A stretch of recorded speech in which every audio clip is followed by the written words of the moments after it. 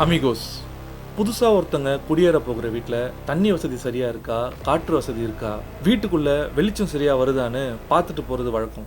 ஆனால் நாம் எதிர்பார்க்காத ஒரு பயங்கரமான அமானுஷ்யம் அங்கேருந்து வீட்டில் இருக்க ஒவ்வொருத்தரையும் அச்சுறுத்தினா நேருக்கு நேராக அதை அனுபவித்தவங்களுடைய அனுபவத்தை பற்றியும், சில நாட்களாக அந்த வீட்டில் அவங்க பட்ட அளவிற்கரிய மன உளைச்சல்கள் மற்றும் திகிலான நிகழ்வுகளை பற்றி தான் இந்த காணொலியில் நாம் பார்க்க போகிறோம். உங்களுக்கு பேய்களை பற்றியான நம்பிக்கை இருந்ததுன்னா திகிலூட்டும் ஒரு அனுபவத்தை இந்த கதை உங்களுக்கு கொடுக்கும். ஒருவேளை அப்படி எந்த நம்பிக்கையும் எனக்கு இல்லப்பா அப்படின்னு சொல்றவங்களுக்கு நிச்சயமாக இது ஒரு சுவாரஸ்யமான உருட்டாகவோ விறுவிறுப்பான கட்டுக்கதையாகவோ காணப்படலாம். ஆகையால உங்களுக்கு பெரிய வேலை ஏதாவது இருந்ததுன்னா அது எல்லாத்தையும் முடிச்சுட்டு இந்த காணொலியை முழுசா காண தயாராகுங்க. சம்பவத்தின் அந்த காலகட்டத்திற்குள்ள போலாம் வாங்க.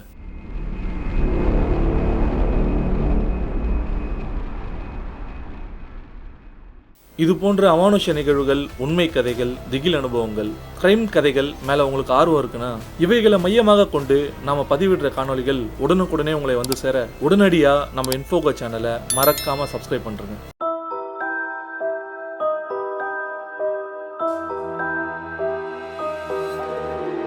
அமிகோஸ், வணக்கம் அனைவருக்கும். இது சென்னை கொளத்தூரை சேர்ந்த ரஞ்சித்துக்கு நடந்த கதை. ரஞ்சித் தனியார் கல்லூரியில பொறியியல் படிப்பை முடிச்சுட்டு ஒரு முன்னணி மென்பொருள் நிறுவனத்துல தற்போது பணியாற்றி கொண்டிருக்கிறார். சொந்த ஊரு நாகர்கோயில். தாய் மற்றும் தந்தையர் மிக சிறிய வயதிலேயே சென்னை வந்து குடியேறியதால அவர் குடியிருந்த இடங்கள் அனைத்தும் சென்னையோடைய பக்கத்து பகுதிகளான பெரம்பூர் மற்றும் கொளத்தூரை சுத்தியே தான் இருந்திருக்கு. ரஞ்சித்துக்கு திருமணமான ஒரு அக்கா இருக்காங்க.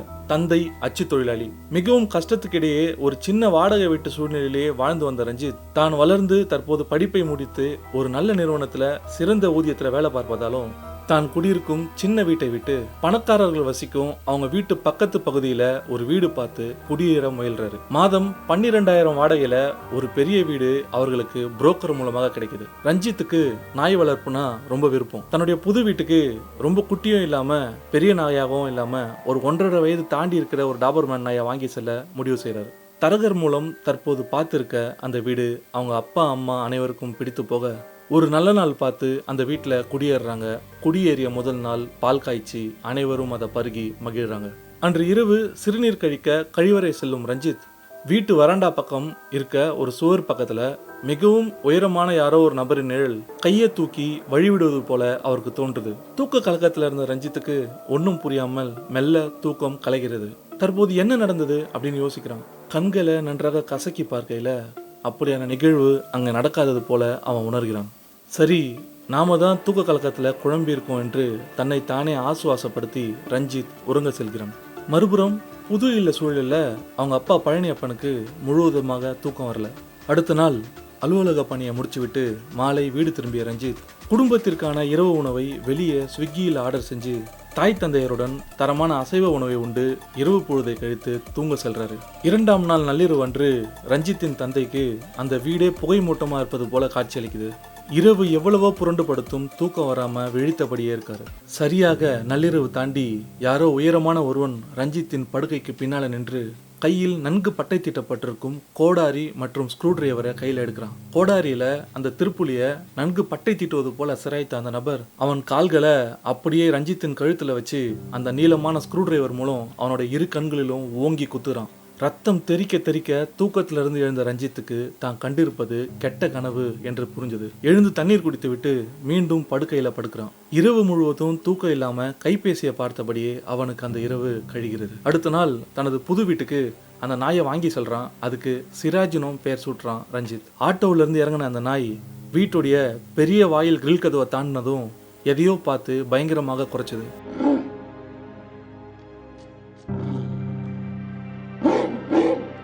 அவன் எவ்வளவோ போராடியும் அதை வீட்டுக்குள்ள அழைத்து வர முடியல. அவனை பிடித்து இழுத்து வெறித்தனமாக அது குறைத்தாலும் வாயில் கிரில் கேட் மூடி இருப்பதால அந்த நாய் எங்கும் செல்ல முடியாது என்பதை உணர்ந்த ரஞ்சித் நாயை தனது கைகளில் தூக்கி வீட்டுக்குள்ள நுழைகிறான். தந்தை பழனியப்பன் அதனிடம் பழக முயல்கிறார். அன்று இரவு காலையில இருந்ததை விட நாயின் குரல் இன்னும் மூர்க்கமாக மாறுகிறது. காலையில இருந்த சத்தத்தை விட இது இன்னும் ஆக்ரோஷமா இருக்கு அப்படின்னு அனைவரும் உணரும்படி அடி தொண்டையிலிருந்து வரும் குரல் அது. நாய் அவங்க வீட்டு வாசல்ல கட்டப்பட்டிருந்தாலும் சத்தம் அவங்க யாரையுமே உறங்க விடல.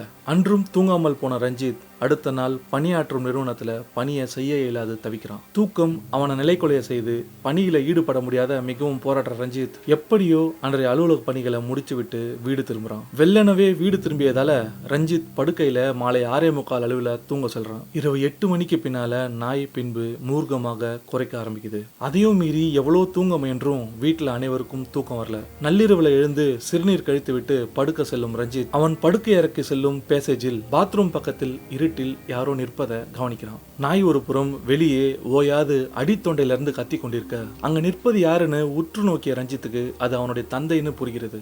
என்னப்பா தூங்கலையா நீங்க என கேட்க, இல்லப்பா இங்க இடம் மாறினதுல இருந்து எனக்கு தூக்கமே வரமாட்டேங்குது என அவர் கூற, புது இடம் தானப்பா, நாளானா எல்லாம் சரியாயிடும், போய் தூங்குங்க என்று அவரை தாண்டி செல்ல முயல சற்று அடி நகர்ந்ததும் ரஞ்சித் என அவர் அவனை அழைக்கிறார். என்னப்பா என ரஞ்சித் அவரை கேட்க, இல்லக்கண்ணா இந்த சோறு பக்கம் உயரமான யாரோ ஒருத்தர் நிக்கிற மாதிரியே எனக்கு அப்பப்போ தெரியுது, அடிக்கடி நான் அதை பார்த்து பயந்து போறேன்ப்பா என அவர் கூற, எனக்கும் அப்படி நடந்திருக்குப்பா, சரியா தூக்கம் இல்லாததுனால அப்படி நடக்குதுன்னு நினைக்கிறேன், போய் படுங்க என அவன் அவரிடம் கூற, எங்க இந்த நாய் சத்தத்துல நம்ம தூங்குறது என அவர் கூறும்போதே ரஞ்சித் அவரை தாண்டி சில அடிகள் எடுத்து வைக்கிறான். அவரை கடந்து சென்று தன்னுடைய அறைக்குள்ள நுழையிற ரஞ்சித்துக்கு திடீரென யாரோ ஓங்கி தலையில சுத்தில அடிக்கிற மாதிரி ஒரு எண்ணம் தோன்றுது. அது என்னன்னா, அவனிடம் பேசிக் கொண்டிருந்த அவனுடைய தந்தை அன்னைக்கு மாலையிலேயே அவங்க அக்கா ரோகிணி வீட்டுக்கு சென்று விட்டார் என்பதுதான் அது. சுதாரித்த ரஞ்சித் தனது அம்மாவை வேகமாக சென்று எழுப்புகிறான். அம்மா, அப்பா எங்க? அப்பா தான் சாயந்தரமே ரோகிணி வீட்டுக்கு போயிருக்காருன்னு சொன்னேனடா, என்ன ஆச்சு என அவன் தாய் அவனை கேட்க, அதிர்ந்த ரஞ்சித் அதை வெளியில காட்டாம ஒன்னும் இல்ல மறந்துட்டேன் என கூறி அங்கிருந்து அதீதமான குழப்பங்களுடன் தனது அறைக்கு நகர்கிறான். இரவு முழுவதும் நடந்தது அனைத்தையும் எண்ணி குழம்பி நம்ப முடியாமல் நம்ப மறுக்கவும் முடியாமலும் செய்வதறியாது திணறி நிற்கிறான் ரஞ்சித். அன்றைய பொழுதும் தூங்க முடியாம உறங்கா பொழுதாக ரஞ்சித்துக்கு கழிகிறது. அடுத்த நாள் காலையில அலுவலக வாகனத்துல தூக்கத்திலிருந்து எழ முடியாம ஆழ்ந்த உறக்கத்துக்கு சென்ற ரஞ்சித்தை டிரைவர்கள் மற்றும் சக பணியாளர்கள் மிகவும் போராடி எழுப்புகின்றனர். அதிர்ச்சியாக அலறி அடித்து எழுகிறான் ரஞ்சித். ப்ரோ என்னாச்சு, நைட்டு தூங்கலையா, ஆபீஸ் வந்துட்டோம் வாங்க போலாம் என அவர்கள் அழைக்கிறாங்க. எழுந்தும் எழ இயலாமலும் அங்கிருந்து நகர்கிறான் அவன். அலுவலகத்துல மதிய உணவை முடிச்சிட்டு தனது இருக்கையிலேயே நன்கு உறங்க தொடங்கிய ரஞ்சித்துக்கு கைபேசி அழைப்பு வருது. அந்த அழைப்புல அவர் தந்தை கூப்பிடுறார். அவர் சொன்னதை கேட்ட ரஞ்சித் பேரதிர்ச்சி அடைகிறான். அது அவன் தாய்க்கு ஸ்ட்ரோக் வந்திருப்பதாக அவன் தந்தை கூறும் செய்தியாக இருந்தது. உடனடியாக பதற்றமாக அங்கிருந்து நகர்ந்த ரஞ்சித் பணியில் உத்தரவு வாங்கி உடன் வேலை செய்யும் நண்பருடன் வீட்டில் இருக்கும் தனது தாயை மருத்துவமனையில் அனுமதி செய்கிறான். அன்று இரவு வார்டில் தனது அம்மாவுக்கு வேண்டியதை செய்துவிட்டு மருத்துவமனையில் தன்னுடன் இருக்கும் அக்கா மற்றும் தந்தைக்கு உணவு வாங்கி கொடுத்துவிட்டு கையில் மீதம் இருக்கும் சில்லறையுடன் அங்கு ஃபேனுக்கு அடியில ஹாஸ்பிட்டல் ஹால்ல ஒரு இருக்கையில அமர்கிறான் ரஞ்சித். அவனையே மீறி அங்க ஆழ்ந்து உறங்க தொடங்குகிறான். அவனது 2 கைகளும் கீழே தொங்குகிறது. தூக்கத்தில் நடப்பது அறியாமல் அவன் விரல்கள் தானாக விரிக்க அவன் கைகளில் நன்றாக இறுகி பிடித்திருந்த அந்த சில்லறைகள் கீழே விழுகிறது. சற்று நேரம் கழித்து அங்கே வந்த அவனுடைய அக்கா பரிதாபமாக அவனை பார்த்து கீழே இருந்த சில்லறைகளையும் அவன் பாக்கெட்ல இருந்த கைபேசியும் எடுக்க முயல ரஞ்சித் சற்று அதிர்ந்து எழுகிறான். ஒன்னும் இல்ல போன் என் கையில தான் இருக்கு, நீ தூங்கு தம்பி என ரோகிணி அவனிடம் கூற மீண்டும் தன்னை மீறிய ஆழ்ந்த உறக்கத்திற்கு செல்கிறான் ரஞ்சித். அடுத்த நாள் காலை 8 மணி அளவில் எழும் ரஞ்சித் தன் நிலை மறந்து போதையில் இருந்து எழுந்தது போல இதுவரையில் தூக்கம் இல்லாமல் தனது கடந்த காலம் எவ்வளவு கொடுமையாக சென்றது என உணர்கிறான். சற்று நேரத்தில் டாக்டர்கள் அவனை அழைக்க அங்கு செல்கிறான் ரஞ்சித். அவர்கள் அவனிடம் கூறியதாவது, இது மைல்டு ஸ்ட்ரோக், நல்ல வேளை அவங்கள சீக்கிரமா அட்மிட் பண்ணீங்க, அவங்களுக்கு ப்ரெஷர் அதிகமா இருக்கு, அது மட்டும் இல்லாம கொஞ்ச நாளாவே அவங்க சரியா தூங்கலன்னு நினைக்கிறேன், ரொம்பவே ட்ராமாடைஸ்டா இருந்தாங்க, ஒரு 4 நாட்கள் அப்சர்வேஷன்ல இருக்கட்டும் பார்க்கலாம் என அவர் கூறுகிறார். சற்று நேரம் கழித்து ரஞ்சித் அருகே வந்த அவனது தந்தை பழனியப்பன் அமைதியாக மருத்துவமனையில் அமர்ந்திருந்த ரஞ்சித்தின் பக்கத்து இருக்கையில் அமர்ந்து, எனக்கு வர வேண்டியது அவ முந்திக்கிட்டா, அந்த வீட்டுக்கு நம்ம போனதுல இருந்து எதுவும் சரியில்லடா ரஞ்சித், அந்த பாத்ரூம் பேசேஜ் பக்கம் அப்பப்போ யாரோ நிக்கிற மாதிரியே தெரியுது, போன வாரத்துல அங்க நான் வழுக்கி விழுந்தேன், நல்ல வேலை ஒன்றும் ஆகல, பக்கத்துல இருந்த பீன் பேக் மேல விழுந்ததுனால தப்பிச்சேன், எனக்கு என்னமோ அந்த வீட்டுல நம்மள தவிர வேற யாரோ ஆள் நடமாட்டம் இருக்க மாதிரியே இருக்குடா, எதுவுமே புரியல என அவன் தந்தை அவனிடம் கூறிக்கொண்டிருக்கையில் அன்று இரவு அந்த பின்பம் அவனிடம் பேசியதை பற்றி ரஞ்சித் சற்று நினைவு கூறுகிறான். அவனுக்கும் முழுவதுமாக புரியவில்லை. இதுக்கு முன்னாடி நம்ம தூக்க கலக்கத்தில் இருந்ததுனால ஏற்பட்ட பிரம்மை என அவனால் அந்த நிகழ்வை கடந்து செல்லவும் முடியவில்லை. காரணம், அன்று அவன் தாயிடம் அவன் பேசியது அந்த பின்பத்தின் நிகழ்வு என அனைத்தும் அவனது ஆழ்மனதில் பதிவாகி இருந்தது.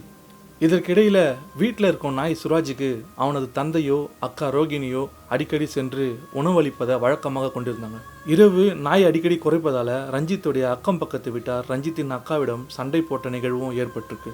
அன்று ரஞ்சித் தனது வீட்டில் நாய்க்கு சோறு போடவும் மாற்று துணிகளை எடுத்துட்டு வரவும் செல்றான். வீட்டில் இருக்கும் நாய் அந்த வீட்டின் பூட்டி இருக்கும் கதவை தலையை சாய்த்து பார்த்து கொண்டிருப்பதை கவனிக்கிறான் ரஞ்சித். அப்படி அது என்ன பார்க்குதுன்னு அவனுக்கு புரியல. வீட்டுக்குள்ள சென்று பெடிகிரியை ஒரு தட்டில் போட்டு நாய்க்கு எடுத்துட்டு வரான். ஆனால் அந்த நாய் அதை சாப்பிட மறுக்குது.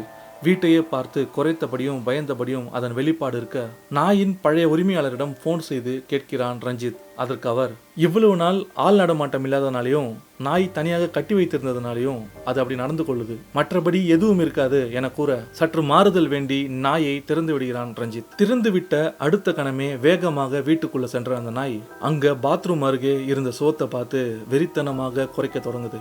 அதன் குரல் மிகவும் அடித்தொண்டையிலிருந்து வருவதை கவனித்த ரஞ்சித் அந்த சுவற்றை உற்று பார்க்கிறான். அந்த சுவற்றின் கீழே ஃபுட் லேம்ப், அதாவது சற்று முந்தைய கட்டுமானங்களில் சுவரில் துளையிடப்பட்டு அதனூடே பதிக்கப்பட்டிருக்கும் விளக்கு கீழே இருப்பதை கவனிக்கிறான்.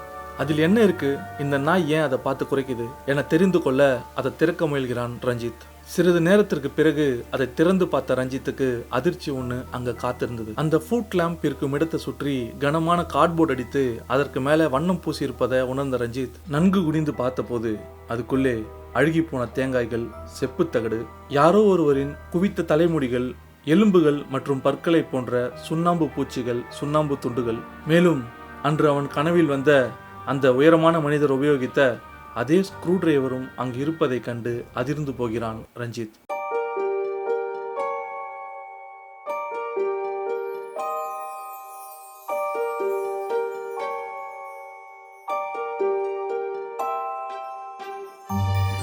எனவே வீட்டு உரிமையாளரை தொடர்பு கொண்டு கேட்டபோது அவர் அது என்னவென்றே தனக்கு தெரியாது என்று கூற, வீட்டு அக்கம் பக்கத்தினர் அந்த வீட்டில் இதுக்கு முன்னாடி ஒருத்தன் தான் மகனோட தங்கியிருந்ததாகவும் சில வருடங்களுக்கு முன்ன ஆத்திரத்துல கோடாரியால அவன் தந்தையை வெட்டி கொன்றதாகவும் மேலும் தானும் ஸ்க்ரூ டிரைவர் போன்ற கூரான ஆயுதத்தால கழுத்துல குத்தி கொண்டு தற்கொலை செய்து கொண்டான் என்றும் அந்த சம்பவத்துக்கு பின்னால யாரும் அந்த வீட்டுக்கு குடியேற முன்வரல என்றும் சிலர் அங்கு வந்து சில நாட்களுக்கு பின்னர் உடல்நிலை மிகவும் மோசமாகி அங்கிருந்து வெளியேறியதாகவும் அதன் காரணமாக அந்த வீட்டின் உரிமையாளர் ஒரு கேரள சாமியாரை அங்க கொண்டு வந்து அங்க பூஜை செய்து அவைகளை கட்டுப்படுத்தி வைத்திருப்பதாகவும் ரொம்ப நாள் யாரும் குடி வராத அந்த வீட்டுக்கு இப்ப நீங்க தான் குடி வந்திருக்கீங்க என கூறும்போது இவை அனைத்திலும் தனக்கு நம்பிக்கை இல்லை என்றாலும் இதற்கு முன்னாடி அந்த வீட்டுல தனக்கு நடந்த சம்பவத்தை பத்தி யோசிச்சு பார்த்த ரஞ்சித் அந்த மிக கொடிய விஷயத்தின் தீவிரத்தை உணர்கிறான். மேலும் அவனது தாய் மருத்துவமனையில் இருக்கும் போதே அந்த வீட்டை காலி செய்து வேறு இல்லத்திற்கு குடியேறுகிறான் ரஞ்சித். பேரன்பிற்குரிய அமிகோஸ், ரஞ்சித்துடைய அந்த அனுபவங்களை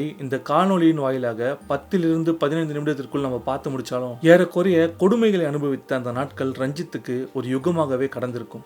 அன்று பட்ட அல்லல், துன்பம், மன உளைச்சல், துர் அனுபவம் இவை எல்லாவற்றின் தீவிரங்களும் கொடுமைகளும் இன்றும் நெஞ்சு படபடக்க நம்மிடம் பகிர்ந்த ரஞ்சித்துக்கு மட்டுமே தெரிந்திருக்கும். இந்த காணொலியின் தலைப்புல பா ரஞ்சித் என நீங்க பார்த்தது பிரபல திரைப்பட இயக்குனர் ரஞ்சித் பாண்டுரங்கன் அவர்கள் இல்ல, அச்சு தொழிலாளி பழனியப்பன் அவர்களின் மகன் ரஞ்சித் பழனியப்பன் அவர்களுடைய கதைதான் இது என்பது குறிப்பிடத்தக்கது. இன்னொரு சுவாரஸ்யமான காணொலியில சந்திப்போம். அதுவரை பாய்.